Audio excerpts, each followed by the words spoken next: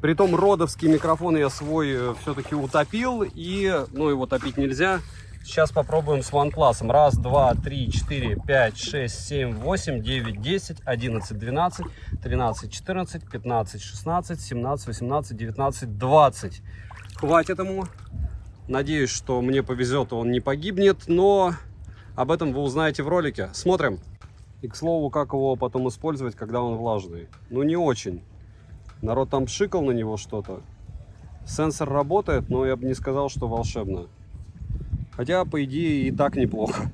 Всем привет! Вы на канале Польза.нет, меня зовут Саня, и здесь только подробные обзоры с человеческим лицом. И сегодня я расскажу вам о смартфоне, который многие из вас очень ждали. И я его тоже очень ждал. Почему? Потому что OnePlus 11, а это OnePlus 12, по мне был довольно неудачной моделью с точки зрения соотношения цены и качества. Я не скажу, что он был лучшим или худшим, просто был очередным флагманом. И это не семерочка, помните, как с выдвижной камерой была. Но сейчас у нас уже довольно быстро и резво, я бы сказал, появился флагман OnePlus 12 на Snapdragon Gen 3. Что я сделаю для вас в ролике? Я сравню его по видео и фото возможностям слегка с iPhone 15. Разумеется, если вы будете со мной не согласны, я очень буду рад, если вы скачаете исходники с моего личного телеграм-канала по ссылкам в описании и сделаете свои выводы. Для этого, в принципе, я и выкладываю туда примеры фотографий. Если говорить о собственно смартфоне, почти 2 миллиона баллов в Antutu, у меня не получилось их выбить. Суперсовременный экран, 4500 нит яркости на участке. У меня получилось в максималке 1,7, то есть 1700 нит. Если в обычном режиме сценария использования, давайте не будем юлить, 950 люксов или 950 нит он выдает. Это на 100 люксов больше, чем у Poco F5 Pro. И это хорошо. То есть яркости, без автояркости, просто на максималке вам будет за глаза у этого смартфона. Здесь у нас что из супер плюсов появилось? На что мы особо обращаем внимание? Наконец-то здесь быстрый Type-C-шник. Он может у нас снимать в 4К 60 FPS на ультраширик на основной модуле на телевик. Если говорить про фронталку, у нее 4К 30 FPS максимум, к сожалению, нет 4К 60 FPS.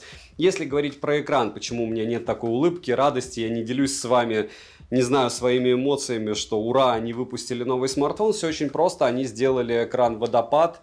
Я приверженец прямых экранов. Но подбородка здесь как такового нет. Фронталка довольно маленького выреза. Если говорить о особенностях физических, разумеется, здесь у нас металлическая рамка, разумеется, инфракрасный порт. Мини-джека нет и кое-какая защита от влаги. И это довольно странно. Об этом я расскажу вам в конце. Насколько мне близок этот смартфон и интересен? Очень близок, очень интересен, но я хочу отличаться. То есть это у нас Redmi K70 Pro, это у нас OnePlus 12. Концерн Xiaomi и концерн BBK. Почему у них похожий дизайн расцветки? Это модно?